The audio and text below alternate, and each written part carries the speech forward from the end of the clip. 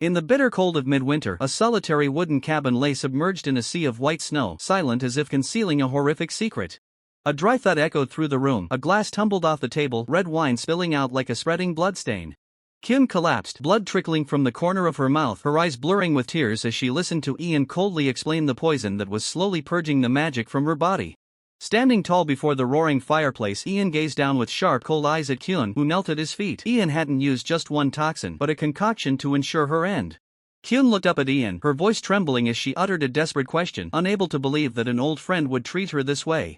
Ian stepped into the pool of wine, his voice emotionless as he replied, forcing Kyun to confront the bitter truth. Ian asserted that Kyun's magic held no value for the Empire's future. It was nothing more than refuse that needed to be discarded. Ian looked at Kyun with disdain, declaring that while she might have been useful in wartime, she was now nothing but a source of instability. Ian's face remained void of emotion, the cruelty etched clearly in the eyes of the man who had decided Kyun's fate. Kyun let out a bitter laugh, realizing that everything Ian had just said mirrored what she herself had once believed and shared with him. Looking at her own blood-stained hands, Kyun longed only to cleanse herself of the sins she had committed. Kyun asked Ian in return if he had ever truly understood the fear she had carried with her for so long. Ian cruelly admitted that he, too, had once been terrified of her power. The fear of his old friend had nearly driven him mad, which was why he had to strike first. Kyun was stunned. She never imagined her own trust would be turned into a blade aimed at her heart. Kyun begged him, not for her life, but for Ian to never forgive her. Ian turned his back and walked away, leaving Kyun in loneliness and ruin. The door slammed shut, abandoning Kyun to the shadows and the rising flames. The fire began to consume the room, spreading rapidly with every breath Kyun took. Kyun knelt amidst the sea of fire, accepting this grim end as a well-deserved punishment. Kyun gritted her teeth, cursing the one who had betrayed her. She regretted the carelessness that had led her to place her trust in the wrong person. However, in the final moments before death, Kyun still held one last shred of hope. Kyun struggled to reach for a hidden weapon, a blade radiating an ancient temporal magic. Kyun told herself that even if her life was filled with mistakes, she would still strive to find another way. The blade, carved with time runes, glowed brightly, the key to altering destiny. Kyun decided to stab herself in the heart, using her time magic one last time before the poison claimed her body. Kyun's hand gripped the hilt, and a golden light exploded amidst the sea of flames. With a fatal strike, the magic was triggered, and time began to reverse in sheer agony. The fatal strike caused Ian to collapse, fresh blood gushing out in agonizing pain. In the moments near death, Ian's trembling hands activated ancient magic. Ian whispered mysterious incantations, his blue eyes shining brightly in the dark void. A colossal magic circle appeared beneath his feet, enveloping Ian in a brilliant blue current of energy. As the magical power spread, Ian continued his chant, and ancient characters began to swirl. Ian braced himself through the pain, swearing to return everything to its rightful place.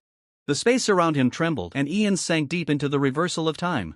At the quiet cemetery, the traveler stood silently before an old grave. Tombstone was carved with mysterious ancient runes, marking the legacy of a forgotten past. In the sanctuary, Yuan knelt before the elder and the imposing commander. The commander raises his hand, signaling that a ritual is about to begin. Black crows swarm the sky amidst a crimson sunset, signaling an ominous omen. A figure walks through the shadows, leaving heavy footprints upon the ground. The elder stands silently among the flock of crows, gazing toward the burning horizon. With long hair flowing loose, that silhouette carries the melancholy of an entire era. Yuan wakes up with a start, breathing heavily, and covers his mouth in utter shock. Yuan frantically questions himself about what just transpired in his mind. Yuan checks his body, no scars, no pain, everything feels incredibly strange. Yuan cannot believe his eyes, an extraordinary event has truly taken place. Yuan turns his head, his eyes filled with astonishment at the scene before him. Kyun, with her radiant golden hair, is standing right in front of Yuan. Yuan is stunned, whispering a name he never thought he would be able to call again. Kyun gently takes Yuan's hand, waiting for his response. The warmth of her hand makes Yuan tremble, wondering if this is heaven or hell. Yuan is bewildered, unable to comprehend why his late mother has appeared here. The peaceful village landscape comes into view, complete with the familiar windmill. Children are lined up, anxiously awaiting their fateful examination. The knights of the territory stand guard, maintaining order for the ceremony. A white flag flutters atop the tent, signaling a mysterious new beginning. Yahello feels a surge of rebirth. He raises his trembling hands before his face as if touching an entirely different reality. No longer on the brutal battlefield, Yuan is struck with the realization that he has traveled back in time, 30 years into the past. In the Lujiang Empire, to train mages, the bedrock of the nation's power, every child must undergo the mana reaction test upon turning 12. The first prerequisite is possessing a mana brain responsible for manifesting magic. The second is a mana heart, a mechanism that monitors the production and simplification of mana. Those who possess both will be immediately admitted to the Magic Academy and granted status equivalent to nobility upon graduation. Ian suddenly appears, his violet blue eyes filled with deep contemplation as he gazes into the distance. Ian silently reflects that he has traveled back 30 years in time, further than he had ever imagined.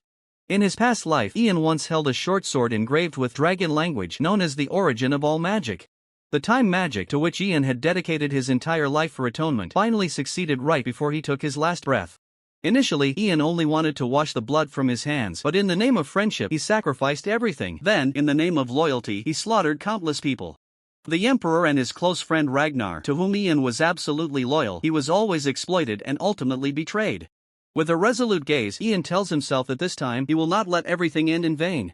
This life will be different. A voice echoes from afar. Next. Ian turns and walks away, calling back that he will return immediately. Ian approaches the gatekeeper and introduces himself as Ian Page from Mogrian Village. The gatekeeper seems surprised to hear that name. Gatekeeper smiles, recognizing Ian as Vanessa's son. He warns Ian to go inside and not ask the mage anything unnecessary. Ian remains silent, watching the path toward the mage, his eyes full of calculation. Meanwhile, the mage is sitting down, asking someone how many children are left to be tested. The other person sighs, replying that it might take another half day to finish. The mage sits there with a displeased expression. Suddenly, Ian lifts the curtain and enters, asking for permission to speak. The mage turns around, flashing a friendly smile, and invites Ian to come closer. The mage asks Ian to bow his head, explaining that the mana will stimulate his head slightly and might make him feel a bit dizzy. The mage places his hand on Ian's head, reassuring him that it will pass quickly and there is nothing to worry about. After a moment, the mage smiles with satisfaction, saying that everything is fine. Next, the mage asks Ian to turn around. Ian seems slightly hesitant but complies. The mage smiles mysteriously, revealing that he has discovered a mana breakpoint on Ian's head. He warns Ian that he is only one step away from his life changing completely. The mage continues, saying that this will happen if Ian's heart also possesses a mana breakpoint. Ian looks straight ahead with a firm gaze, silently thinking that simply getting into the academy is not enough. Ian turns around and declares to the mage that he has something to show him. The mage is surprised and asks, "What?" Ian closes his eyes, takes a deep breath, and prepares for his performance. Immediately, a fireball erupts in Ian's hand. Ian looks up and asks, "Should I make it stronger now?" The mage stares at the fireball in astonishment, exclaiming, "Fireball!" At that very moment, a small water orb also begins to form. Ian stands there, one hand holding the fireball and the other lifting the water orb, leaving the mage completely stunned by Ian's dual elemental casting ability. Ian channels his energy, with water and fire elemental streams blazing on his hands. Ian nonchalantly admits that it has been a long time since he last used this power. Witnessing the unimaginable scene, the soldiers and the gatekeeper are left completely frozen. The mage cannot believe his eyes, he exclaims in utter shock at Ian's talent. The mage presses Ian to reveal who taught him, but Ian only quietly shakes his head in denial. The mage's eyes flash, he decides to activate a spell to verify Ian's words. This is clairvoyance magic, a skill specifically used to expose liars by monitoring their heartbeat. The mage warns that if Ian dares to deceive him, he will be charged with treason. The mage makes it clear that the punishment will not only fall upon Ian but will also implicate his family and village. The mage forces Ian to choose the safety of his loved ones. The mage suddenly let out a laugh, finding Ian's composure incredibly intriguing. Deep down, the mage began to feel a sense of dread, wondering who Ian truly was. Suddenly, a piercing scream rang out from a distance, startling both Ian and the mage. Ian panicked as he realized it was his mother's voice. Ian's eyes constricted, filled with worry and fury. A soldier was roughly pinning Ian's mother's arm, shouting and forcing her to be silent. He insulted her, calling her a lowly, poor widow who didn't know her place. The arrogant soldier forced her to be grateful for his attention. The mage and his entourage appeared, coldly inquiring about the commotion. The cowardly soldier hurriedly made excuses, slandering Ian's mother as nothing but a lowly servant. Fury ignited, Ian looked at the soldier with eyes full of killing intent. The mage placed a hand on Ian's shoulder, signaling him to let him handle the situation. The mage declared that Ian was a genius possessing two extremely rare types of mana. With such talent, Ian's status was equivalent to an imperial noble. The soldier trembled, his face turning pale as he realized he had just offended Ian. Insulting a noble was a capital offense. The soldier was terrified by the mage's authority. He collapsed to his knees, kowtowing and begging Ian to forgive his foolish actions. Ian coldly told him that he was begging the wrong person. The soldier snapped to his senses and scrambled to kowtow repeatedly before Ian's mother. Ian's mother was stunned, unable to believe that the person who had been so arrogant was now trembling and begging her. After dealing with the troublesome individuals, Ian let out a soft sigh to regain his composure. Ian approached the gatekeeper and demanded that he listen carefully to his next words. Ian asserted that he was fully aware of all the vile words these people had aimed at his mother, leaving the gatekeeper trembling in terror. Ian ordered the gatekeeper to relay exactly what he had seen today to his cronies as a stern warning. Ian's eyes glowed with immense pressure as he declared that he would be watching their every move. Witnessing this decisiveness, the mage smiled with satisfaction at Ian's talent and wisdom, which far surpassed his age. A deathly silence cloaks the deserted streets of the capital, where the faint moonlight casts long shadows across the tightly packed rooftops. A middle-aged man stumbles through a dark alley, his mouth spewing a constant stream of disgruntled curses. His face is flushed with drink, and he grinds his teeth in fury as he thinks about a lowly child in the kitchen who dared to look down on him. He chuckles smugly as he walks, gloating over the vile scheme he intends to carry out against the little girl right in front of that child. But his smile vanishes as a hooded figure emerges from behind. It is Ian, who coldly unleashes a paralysis spell. Man's eyes widen in terror, his entire body stiffens, unable to move as if bound by 1,000 invisible threads woven by Ian's magic. Under the moonlight on the stone bridge, Ian coldly declares that he will remain paralyzed for quite a long time. Ian's gaze is sharp as a blade as he demands to know what the man intended to do to his mother, his voice brimming with murderous intent. Ian asserts that he will not take his eyes off him, his pale gray eyes filled with the unwavering determination to protect his loved ones at any cost. The man can only gurgle in his throat, cold sweat pouring down a face twisted in sheer terror before Ian. Standing alone on the bridge, Ian looks down at the rushing water, lost in contemplation as he recalls the agonizing death of his past life. He wonders if what he is doing now is truly right, or if he is simply sinking back into the darkness once more. Ian had thought he would repent and wash his blood-stained hands clean, but fate seems to grant him no such easy path. Ian realizes that the blood on his hands can never be completely wiped away. The past will always be a stinging, open wound. His sole goal now is to protect the person he cherishes most. Even if it means staining his hands with blood again, he is willing to do it. Ian accepts all judgment and seeks no one's forgiveness, as long as those he loves are safe and sound. Leaving the man still trembling under the paralysis spell, Ian turns and walks away, his silhouette lonely against the night. In Ian's mind, the words of Ragnar, who once poisoned him, echo, leaving him deeply suspicious of Ragnar's true motives. Ian returns to his small house, where a flickering light spills from the window like a peaceful harbor after the storm. Ian feels as though his head is about to explode. The weight of his past life memories and his current responsibilities bears heavily upon his shoulders. Ian hadn't expected that a single paralysis spell would consume so much mana. He reminds himself that this body must grow stronger as quickly as possible. Suddenly hearing a faint noise, Ian freezes and cautiously observes his surroundings. Ian moves gently to the bedside, where his beloved mother is deep in peaceful slumber.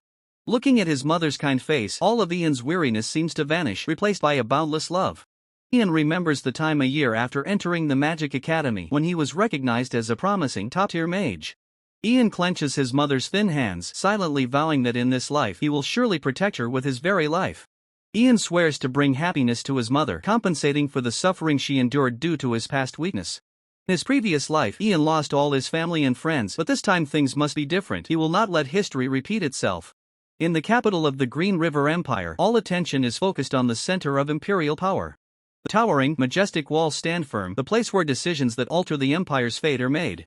Terry is deep in contemplation. He asks Herbert for his opinion on the matter. Herbert cautiously replies that he cannot yet make a final decision at this moment. Terry is not satisfied with the vague answer and demands a clearer explanation from Herbert. Herbert begins to explain the connection between bloodlines and magical energy, the very thing that defines a true mage. Herbert continues to analyze the methods of activating mana through skills and how to unlock the secrets of magic. Herbert admits that while this knowledge is usually taught in the academy, there is one exception who discovered it all on their own. A brilliant genius who awakened mana without any guidance, creating a living legend among mages.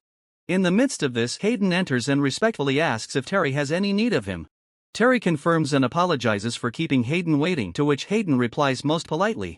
Hayden cannot hide his curiosity and directly asks for the real reason Terry summoned him at this very hour.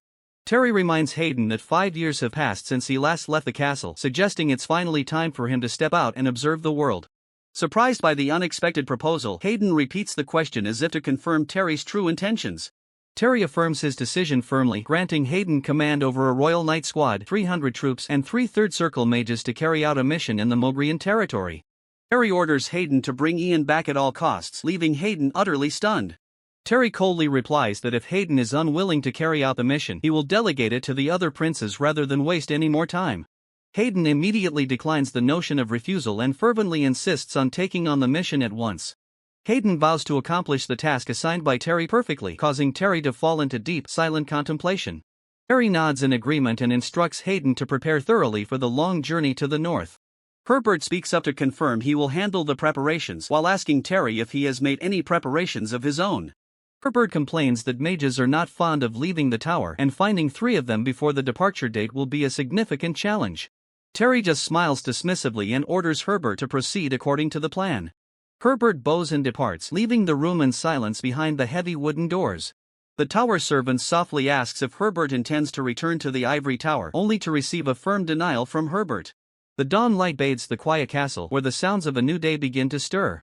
The silence is broken by the prophecy of an important response expected from the Imperial Palace and the Ivory Tower. Ian sits there, quietly observing his surroundings, his mind calculating the upcoming shifts in events. The cloaked accomplice analyzes Ian's potential, predicting that his identity will sooner or later be reported to the superiors. The mastermind is pleased that everything is proceeding according to plan, anticipating a fierce clash between the Imperial Palace and the Ivory Tower. Ian tells himself that no matter where he goes, he will find his own opportunities, and this time, he won't let anyone use him again. The cloaked accomplice orders the start, while Arnold and the knights prepare to carry out the command with utmost seriousness. Imperial order is handed down, demanding Ian's immediate presence to receive the royal decree. Ian is stunned upon hearing the words royal decree, with pure surprise clearly visible on his face. Ian cautiously peeks through the door, attempting to grasp the situation outside. The cloaked accomplice smiles and announces that the Emperor has summoned Ian. The cloaked accomplice demands that Ian learn court etiquette and follow every instruction given. Ian kneels, performing the ritual with such proficiency as if he were already familiar with it. The cloaked accomplice is taken aback, wondering how Ian could perform the ritual perfectly despite this being his first visit to the palace. The cloaked accomplice activates magic, solemnly demanding that Ian honor the supremacy of the royal family. A magical text appears, inscribing the name Ian into the records of the sacred ivory tower. The cloaked accomplice further announces that his eldest son has been sent to escort Ian to the Imperial Palace. All wishes for Ian's journey are uttered with a hidden meaning. Ian bows respectfully to accept the decree from the Emperor. Arnold requests permission to escort Ian to the Lord's castle immediately, which is granted by the cloaked accomplice. Footsteps echo, signaling the beginning of a new journey. Arnold introduces himself as the leader of the Knight Order and vows to deliver Ian to the castle safely. Ian confirms that he will depart as soon as he is ready. Marcus appears before the magnificent castle, announcing that Ian is on his way. Marcus sternly reminds Ravi Morgrian and Margaret to mind their language. Marcus emphasizes the importance of treating mages with the utmost respect. Arnold brings Ian to the location, asserting that despite his young age, Ian is a mage of the Empire. Marcus observes Ian from afar, pondering the innate talent that the Emperor is so particularly interested in. Marcus smiles in welcome, believing that making a good impression on someone as talented as Ian is never a waste. Ian is deep in thought, reflecting on the events that have just unfolded. Inside the mansion, whispers start to spread after Ian showcases his power. Butler is left in awe as he witnesses Ian conjure fire with his bare hands. While everyone is in an uproar, Ian remains standing quietly in the middle of the mansion's training grounds. Ian takes a deep breath, focusing all the remaining mana in his body. Ian's hand moves slightly, tracing a delicate magic circle. Ian decisively activates his special move, Frost Nova, and a surge of freezing mana explodes. The ground trembles as the chill spreads, freezing everything in its path in the blink of an eye. Power of Frost Nova sweeps across, covering a corner of the yard in a thick layer of ice. Ian stands amidst the snow-white scenery, the chill still lingering on every breath. Even after unleashing the attack, Ian still feels dissatisfied with the current level of power.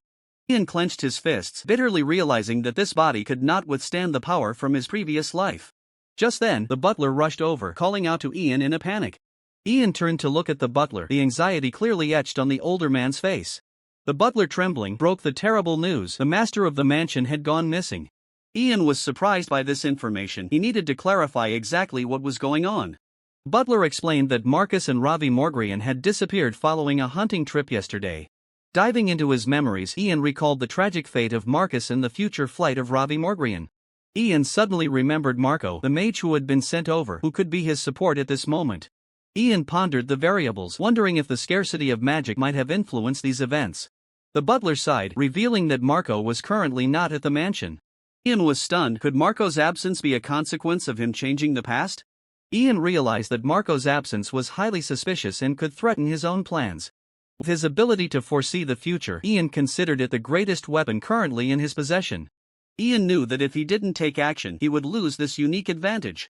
Left with no other choice, Ian decided to join the butler in the search party. Ian stands silently in the luxurious room, his eyes filled with a flicker of contemplation as he prepares for a journey fraught with uncertainty. The woman opposite Ian speaks up, her voice laced with anxiety upon hearing the news that Ian is about to venture into the dangerous mountains with a search party.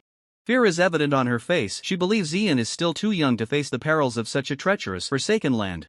Ian offers a gentle smile, asserting that he is already a mage capable of protecting himself. Though still doubtful, she grips Ian's hand tightly, hoping for his promise of a safe return. Suddenly, another girl approaches, her desperate expression cutting the conversation short. With tear-filled eyes, she begs Ian to intervene and help find her missing father and brother. She promises to offer him wealth, land, and even servants if Ian accepts this rescue mission. Ian notices the ring on the girl's hand, and a strange glint suddenly flashes in his eyes.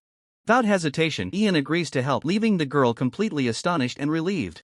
Ian immediately sets a condition: he wants to borrow the ring because he senses a powerful magical aura radiating from it.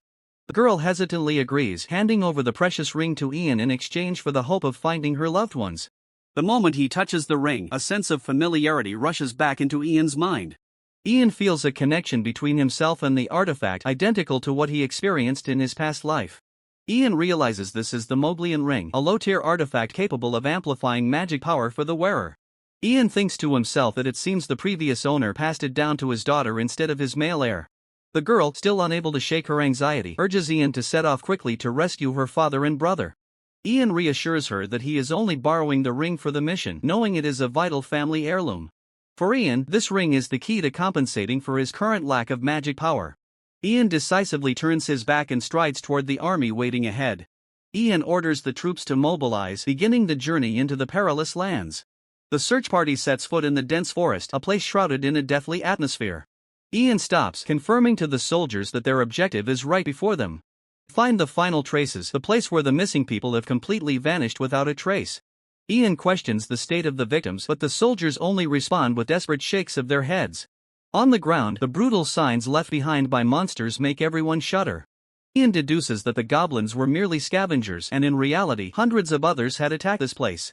With no time to lose, Ian decides to activate his magic immediately to search for clues. Ian begins the summoning chant as a flow of emerald magic emanates and envelopes him. A magic circle glows brightly beneath his feet, and Ian officially summons a wolf spirit to begin the tracking. Ian stands tall amidst the brilliant magical light, summoning the wolf spirit to start the tracking journey. The soldiers around him cannot hide their astonishment, whispering about the creature that has just appeared. A small paw touches the ground, marking the arrival of the summoned spirit. Contrary to its fearsome reputation, a fluffy white wolf pup appears, letting out an innocent cry. The appearance of the wolf pup leaves those around him skeptical of Ian's abilities. Ian can only sigh, remembering the massive wolf spirits he faced in his past life. Ian focuses on the strange scent, placing his trust in the tracking ability of his small companion. The wolf pup sniffs the blood on the ground and begins to lead Ian's group forward. Wolf pup quickly darts off, leaving the bewildered soldiers trailing behind. Ian calmly orders everyone to stick close to the wolf spirit so as not to lose the target. From the edge of the cliff, a piercing screech echoed, signaling that danger was imminent. A ferocious goblin lunged out, its blood-red eyes filled with killing intent. Man leading the group swung his sword with a powerful strike, repelling the initial wave of the goblin assault. Looking around, they were completely surrounded by goblins. The situation had become extremely dire. The massive horde of goblins swarmed in like a tide, backing the man into a corner. Facing the prospect of a massacre, the man gripped his sword hilt tightly, preparing for a fight to the death. He shouted for his comrade to quickly retreat to the city and sound the alarm. An urgent warning was issued: Mount Moglian was facing a goblin catastrophe. His comrade was shaken, refusing to abandon his father amidst the enemy encirclement. A dark shadow flickered, and a goblin suddenly closed in from behind. The comrade screamed a warning as he saw the goblin raise its weapon to strike. The man turned around, his eyes widening at the surprise attack. The temperature suddenly plummeted, and a freezing chill engulfed the battlefield. Ian activated his frost skill, and sharp pillars of ice pierced through the goblins. The man stared in astonishment at the magical power that had just saved his life.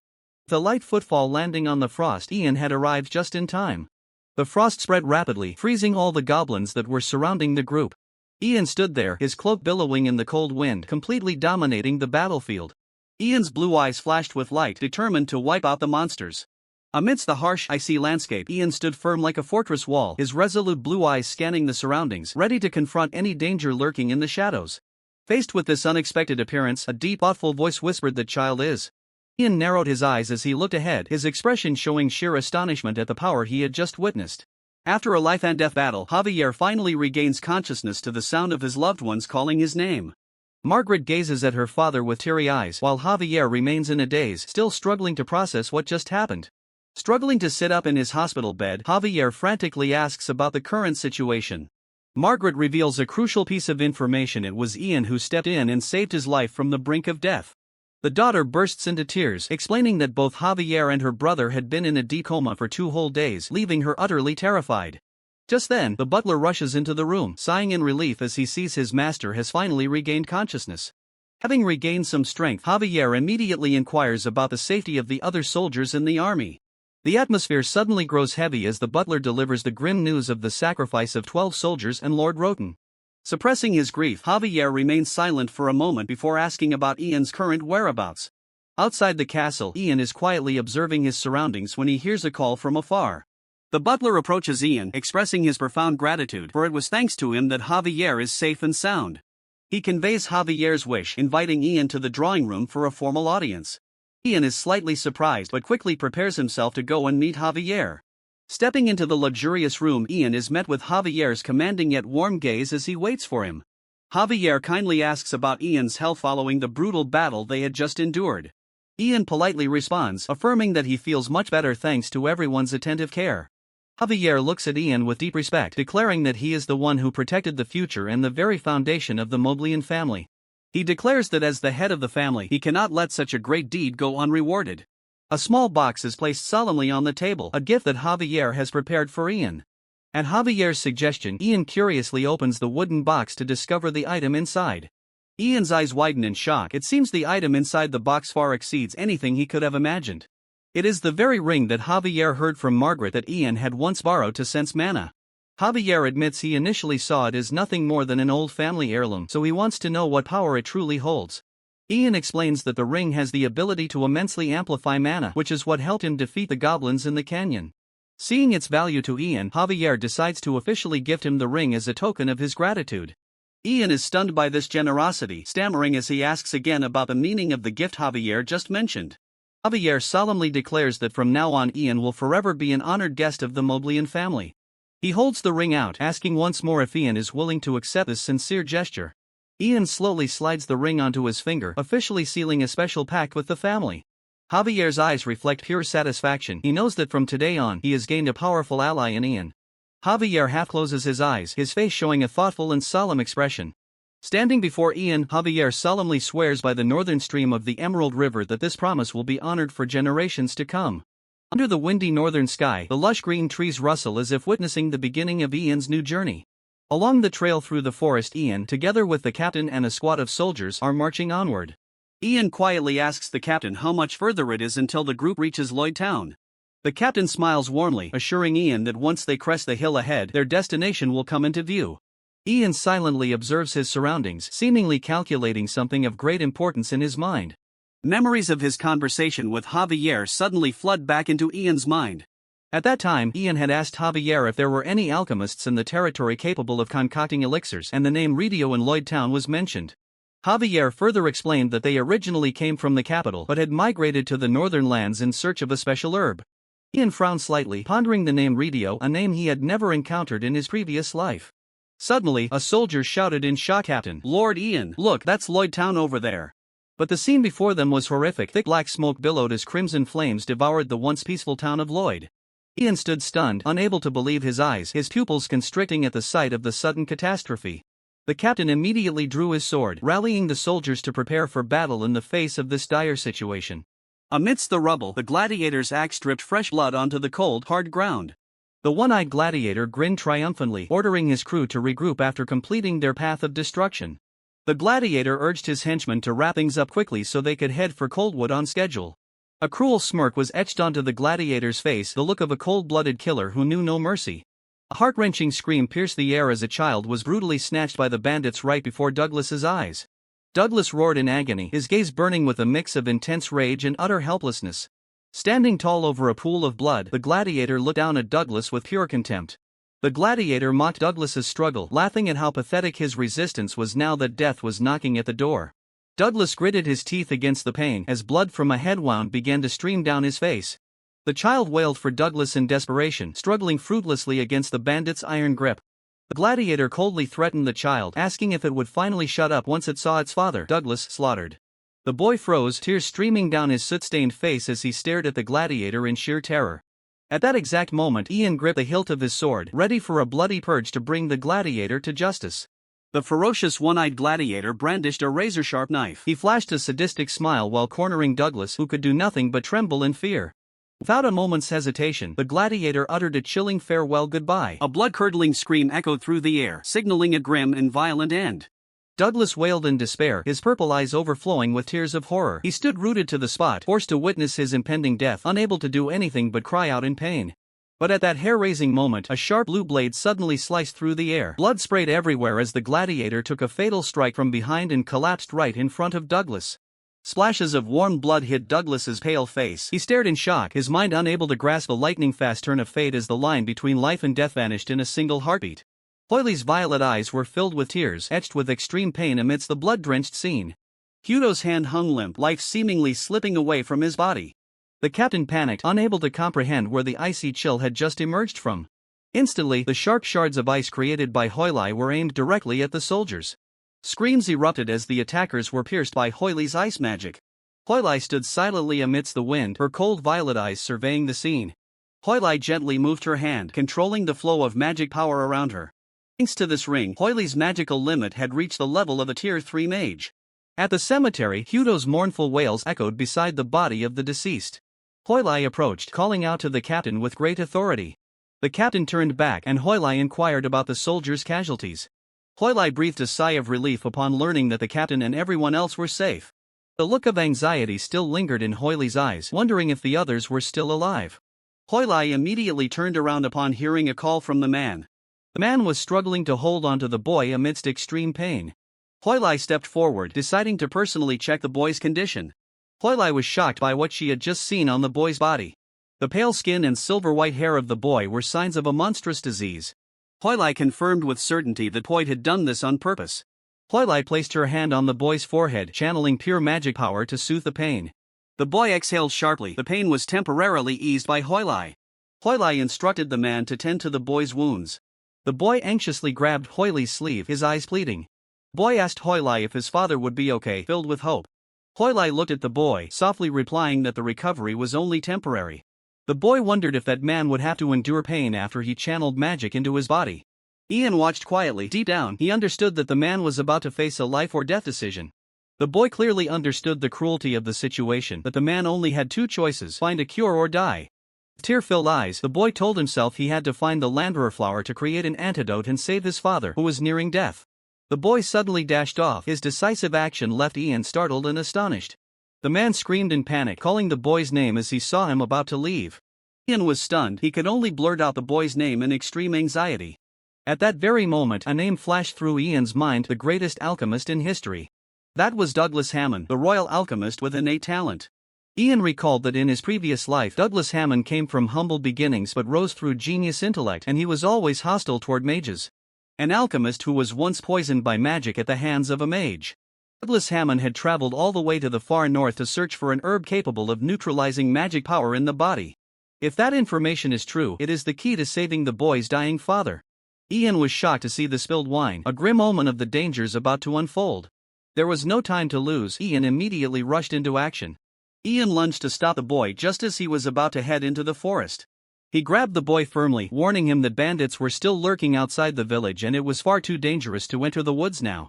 But the boy remained adamant. He couldn't wait any longer, for if he didn't find the antidote, his father wouldn't survive. The boy desperately cried out that his father would fall into an eternal sleep if he didn't act immediately. The boy was resolute. He could not just stand by and watch his loved one in peril. The boy collapsed into Ian's arms, his exhaustion and anxiety leaving him with no strength to continue.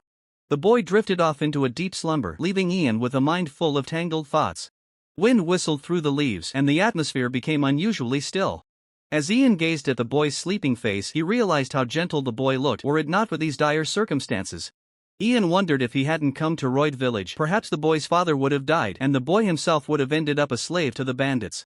Ian silently mused that the person who created the poison he drank in his previous life must surely be Douglas Hammond.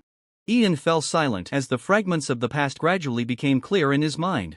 Ian's gaze sharpened as he began to re-evaluate the entire situation.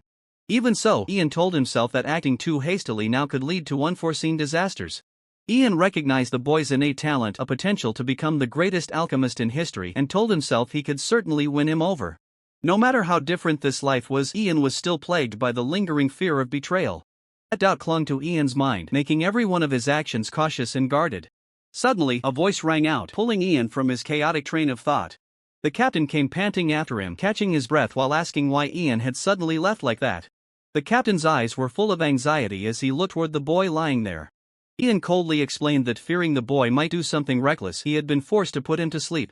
Without a moment's hesitation, Ian ordered the captain to take the boy back to the village immediately. The captain was taken aback, unable to understand why Ian would not accompany them. Ian stared straight ahead, firmly replying that he himself still had a place he needed to go. The wind blew through the leaves, leaving Ian standing there in the silent forest, alone with his own objective. Night falls over the small village, with only one house still flickering with light from within. Ian sits by the bed, softly asking Kyuj if he is asleep yet. Kyuj replies wearily that he is still awake. Ian thoughtfully echoes Kyuj's words about a mage who once came to save their village. Ian scolds Kyuj for recklessly going out in search of a strange flower. Ian worries that bandits might still be lurking in the area. Kyuj jumps up, unable to contain his frustration as he asks Ian what else he is supposed to do. Ian only closes his eyes, trying to remain calm as he says he is fine. Kyuj torments himself, wondering if the flower even exists given he hasn't found it in all this past year. Suddenly, both Ian and Kyuj startle at the sound of strange noises outside the door. Ian cautiously turns his gaze toward the door and calls out, asking who is there. The traveler stands outside, speaking coldly as he reveals he has heard about the search for the lander flower. The room falls into a tense silence following the traveler's words. Ian slowly opens the door, coming face to face with the traveler standing in the darkness. The traveler politely asks for permission to enter. Kyuj immediately recognizes the mage from before, his expression filled with astonishment. The traveler introduces himself and places a strange object on the table. Ian gazes at the glowing object on the table with great curiosity. Ian's eyes widen as he discovers something hidden inside the object. It is the lander flower, the legendary bloom sealed within a crystal layer. The traveler agrees to hand over the flower, but with a condition attached. Traveler asks Ian how they even knew about this herb when its effects remain a complete mystery. Ian hesitates, struggling to find an explanation for the difficult question. Ian finally confesses that he saw it in a diary. Ian firmly asserts to the traveler the origin of the information he possesses. The ancient diary is placed on the table, containing long-forgotten secrets. Ian flips through the pages, pointing out the important content to the traveler. The page describes the 12-petaled flower in detail, along with a warning about its toxicity and how it withers the moment it is plucked. Ian intently reads the ancient book, questioning Kyuj about the alchemy traditions of his family. Kyuj crosses his arms, responding with a guarded tone about the similarities in their profession. Ian does not hesitate to expose the dangerous nature of the lander flower, a plant capable of nullifying the mana of those who possess the Tam Ma heart demon and Neo Ma brain demon. The stark affirmation of the lander flower's deadly toxicity leaves Kyuj stunned, unable to hide his anxiety. Kyuj attempts to stand his ground, insisting that the alchemists of his clan would never create poisons to harm others. Ian's gaze turns sharp and cold, ready to stake the honor of the Hammond family to vouch for his words. Noticing the severity of the situation, Kyuj stands aside, startled by the tense atmosphere between Ian and Kyuj. Ian watches silently, his calm demeanor keeps Kyuj on edge. After receiving the answer, Ian gently places the flower on the table, preparing for his next request. Suddenly, Ian activates his mana, causing the flower to emit a mysterious blue light that envelopes his hand. Under the influence of his mana, Ian softly utters an apology for his coercive actions. The flower in Ian's hand began to dissolve into fragments right before Kyuj's eyes. Ian explained that he could only use his mana to freeze its form, as he hadn't found any other way to preserve it. Kyuj was stunned, realizing he had been backed into a corner by Ian's trickery. Ian replied nonchalantly, asserting that everything he did was merely to prove that the lander flower could indeed be found. Without giving Kyuj a chance to react, Ian immediately proposed a collaborative exchange. Kyuj was taken aback, unable to believe his ears at the audacity of Ian's offer. Ian promised to find a way for Kyuj to utilize the Landerflower based on the valuable information he had gathered. Ian firmly insisted that Kyuj accompany him to the capital, leaving Kyuj confused about the true purpose of the trip. Ian requested the creation of mana potions to compensate for his own mana deficiency. Kyuj skeptically questioned why Ian hadn't sought out other renowned alchemists instead of him. Ian modestly admitted that he was not an exceptional alchemist himself and that he needed a trustworthy companion. Ian spoke of the child who had ventured into a forest infested with bandits just to find medicinal herbs for Kyuj. Ian urged Kyuj to make a wise decision, if only for the sake of that child. Kyuj fell into deep thought, realizing that this child was no ordinary youth, and asked for more time to consider. Ian agreed to wait, allowing Kyuj as much time as he needed to contemplate the offer. In this lifetime, Kyuj will never have to lose his father, nor will he ever have to become a slave. And Kyuj's innate talent will never fall into the hands of evil. Ian stands quietly under the tree, his gaze thoughtful as he looks toward the peaceful village ahead. Ian turns his head, his brown eyes reflecting deep contemplation as he hears the call. Ridio approaches and announces that it is time for them to return to the Lord's castle. Ian remains silent, his expression clouded with concern at Ridio's suggestion. The village scene appears still and tranquil, with a gentle breeze blowing through the rows of wooden houses. Ian bows his head slightly, accepting the request and preparing for the journey back. A heavy wooden door creaks open, signaling the start of a new journey. Ridio and a young boy emerge from the doorway, both looking surprised to see Ian. Ian looks at them in surprise, his brown eyes blinking as he hears their call. Ian walks along the trail while Ridio questions his decision. Ridio and the boy hurry down the steps. Ian replies that he must prioritize survival above all else. Ridio looks at Ian with a sincere expression, urgently asking him to keep the promise he made. Ian gives a faint smile, firmly asserting that he will certainly fulfill that promise. Ian hesitates for a moment, his eyes widening at the unexpected situation. Boy grips Ridio's shirt, anxiously asking if Ian can truly cure his father's illness. Ian listens to the question, his face reflecting deep thought and understanding. Ian looks directly at the boy and solemnly gives his promise. They exchange confirmation, and the anxiety in the boy's heart begins to ease. Overjoyed, the boy asks if he can call Ian Captain from now on. Ian feels flustered by the new title, while the boy remains incredibly excited. Ian wonders if that man was like this in his younger days, his heart full of bewilderment. The series title appears in an impressive display. The sound of rapid hoofbeats rings out, and dust kicks up as a horse comes charging toward them. Ian and the boy are startled by the sudden appearance of the rider. The knight urges Ian to hurry to the castle immediately. The knight reveals the urgent news that the prince has crossed the Gamas River. Ian is stunned by the news, not expecting things to progress so quickly. Knight confirms that the report came in this morning, making the atmosphere heavy with tension. Ian questions why such critical news was delayed until now. Without hesitation, Ian asks to borrow the knight's horse to depart immediately. Ian gently strokes the horse, whispering that although they aren't truly acquainted yet, it could become a trusted companion. With a magical touch, Ian officially tames the horse, making it his own mount. The horse huffs softly, its gaze turning much gentler after being tamed by Ian. Ian's gaze is resolute as he looks at the horse and expresses his desire to reach the castle right away. The horse's hooves begin to strike the ground, the rhythmic pounding signaling the start of a hasty journey. The horse quickly lowers itself, ready for Ian to step into the saddle. Ian does not forget to instruct Ridio, ordering him to join him on the journey. Not wasting a second, Ian spurs the horse and takes off, leaving his bewildered allies behind. The royal carriage convoy slowly moves along the long road, the sound of hooves echoing throughout the area. The intricately carved carriage door hides intense political schemes within. Cashin sits there with a pensive expression, thoughts of power and noble support occupying his mind. Cashin's voice rings out, filled with respect as he asks his father about the reason for this summons. Standing with his back to the window, his father announces that there is something important he must instruct Cashin on before he departs. Cashin is stunned, his eyes widening at the unexpected words from his father. The Baron analyzes the importance of choosing a side, especially since the nobles are all turning their eyes toward the Ivory Tower. The Baron asserts that it seems the master of the Ivory Tower intends to side with Ian. He continues by noting that Ian is a clever child who will surely utilize every resource to consolidate his power. The Baron's gaze is cold and sharp, he is mapping out dangerous moves for the future of the family. The Baron orders Cashin to bring Ian over to their side at any cost before the Ivory Tower can intervene. Cashin bows his head, his face revealing clear anxiety under the pressure of his father's command. Cashin lets out a soft sigh, a breath heavy with the weariness of the political burdens weighing on his shoulders. Cashin reaches up to ruffle his hair, his confusion clearly reflected in the helpless gesture. Cashin clenches his fist, the details of his military uniform accentuating the tension in every movement.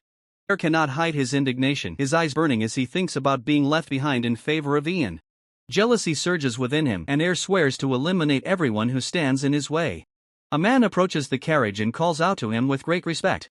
The knight appears with a calm demeanor, suggesting that it would be best to inform the Moglian family of the situation. Cashin replies with a cold look, stating that this discussion has come to an end. The knight persists in his persuasion, arguing that Cashin needs more time to prepare for his arrival. The knight suddenly remembers something and asks whether Cashin's family is involved with the northern lords of Moglian. Cashin rests his chin on his hand, his thoughtful gaze following the route that is gradually nearing its end. Guiding the horse, the knight asks about the travel time and receives a reply that it will take 2 more days to reach the destination. Cashin nods with satisfaction, as 2 days is the perfect amount of time. He immediately orders a message to be sent out at once. Cashin crosses his arms, his eyes full of calculation as he demands preparations be made for the royal appearance in exactly 2 days. The knight falls silent, his expression momentarily pensive as he receives the order from Cashin. Although reluctant, Ian still strictly follows orders, responding with absolute submission to Cashin's request.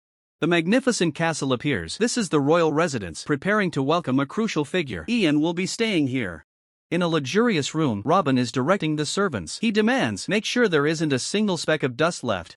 Robin puts a hand to his forehead, his face full of worry. He mutters to himself, I thought they would come since there was no news, but everything is happening so suddenly. Turns around and asks Hogar, the butler who is approaching, Hogar, have the other families arrived yet? Hogar respectfully replies, yes, my lord. With a thoughtful expression, Robin continues to ask, and what about the mage? Still no news? Hogar shakes his head, still nothing. Robin sighs and decides, the situation is quite troublesome. Let's head outside for now. Just then, a royal guard rushes over to report Ian has arrived. The splendid royal carriage, escorted by mounted royal guards, enters the residence. Ian steps out of the carriage with an air of majesty. A royal guard whispers to Robin, my lord, where is the mage? Robin is about to reply, the mage, when suddenly, a powerful voice rings out, stop. Kale charges in on horseback at breakneck speed, kicking up a cloud of dust behind him. Kale, looking exhausted, speaks up, I apologize for being late. Robin smiles and says, Kale, you've arrived, that's all that matters. Please, follow this way. Meanwhile, the crowd around them whispers and gossips about Kale. Robin places a hand on Kale's shoulder, leading him away as he explains, Kale, you were summoned by royal decree, so you must take the highest position according to the laws of the empire. Kale walks up and stands opposite Ian and another royal guard. He seems slightly surprised. Ian stares straight at Kale and asks, are you Kale? Kale is taken aback for a moment, thinking to himself, a face I haven't seen in a long time. Kale glances at another group of people standing nearby, musing to himself, and over there. In that group, a woman and a cloaked man are looking towards Kale. The woman smiles and introduces herself, Cecilia. Kale looks at Cecilia, inwardly concluding, a spy from the Coldwood Empire. At the banquet, a royal guard reminds Ian, Your Highness. The royal guard continues to advise Ian, Your Highness shouldn't drink too much, but Ian replies coldly, aside from this type of wine, there is nothing worth drinking here. Ian sighs, looking annoyed, I can't believe I have to mingle with these insufferable nobles after coming all this way. This banquet is truly disappointing, and I don't like Kale one bit. Ian stands in silence, his cold gaze clearly revealing his boredom with the suffocating atmosphere of the banquet. Amidst the whispers of the crowd, the mage appears with a glass of wine in hand, observing everything with a hidden agenda. The mage takes a sip of wine, thinking about the strange coincidence that the Coldwood Empire is also keeping an eye on that child. The orders from the Coldwood Empire are clear, they want to verify the rumors about Ian by observing him directly. Determined to find the true nature of the person causing such a stir, the mage decides to seek out Ian personally. Under the quiet night, a campfire flares up, illuminating the empty courtyard. And then, the target appears. Ian is standing there, alone in the middle of the night. Mage smiles provocatively and begins to channel magic, deciding to test Ian's strength with a gentle greeting. Just a simple firebolt spell, like a powerful knock on the door. Streaks of magical light tear through the space, shooting straight toward Ian. Ian's eyes flicker, and intense concentration is evident in his every movement. In the blink of an eye, a deep blue magical shield is erected just in time, completely blocking the attack. Ian coldly retaliates with a menacing question, Who are you? The mage nonchalantly replies, Don't you recognize my magic? I'm your senior from the Ivory Tower. Ian frowns and retorts sharply, Do you call such a surprise attack a greeting? The female mage maintained her mocking smile, clearly looking down on the way Ian spoke. Ian didn't flinch at all, he uttered a name full of menace, Mage, don't you dare annoy me any further. Mage was stunned, the confidence on her face vanishing in an instant. The name Ian spoke was like a curse, leaving her in utter shock. Trembling, the mage asked, "Who are you, and how do you know that name?" Ian replied with a faint smile, "I know it all too well. In my previous life, I wiped out every single intruder who dared to enter this empire." He didn't stop there, continuing to list the identities of those around her in a tone dripping with contempt. From Yal to Robin and Ario, everyone was within Ian's field of vision. Ian looked the mage straight in the eyes and asked if she understood what they all had in common. The mage tried to remain calm, retorting with a mocking label, "You little brat." Flames of rage erupted. The mage unleashed her technique, hoping to finish off the one who dared to defy her. Amidst the sea of flames, the silhouette of the mage stood, radiating killing intent. But then, the attack was extinguished in the blink of an eye, leaving only a hazy trail of smoke. The mage was extremely shocked to see Ian still standing firm, without a single scratch. Ian calmly faced the mage, asserting that he had long known the identity of the mage as the Frozen Traveler. The mage was stunned. She could not believe that Ian had dodged her magical attack so effortlessly. Ian calmly continued to reveal that he had also foreseen the mage seeking him out at the training grounds. Ian's confidence left the mage shaken, her eyes wide with terror at a situation spiraling completely out of her control. Instantly, a barrage of razor-sharp ice shards created by the mage soared into the air, forming a freezing downpour that blanketed the area. Ian stood firm in the dead of night, his hand outstretched to command the thousands of ice fragments which swirled like a powerful magical formation.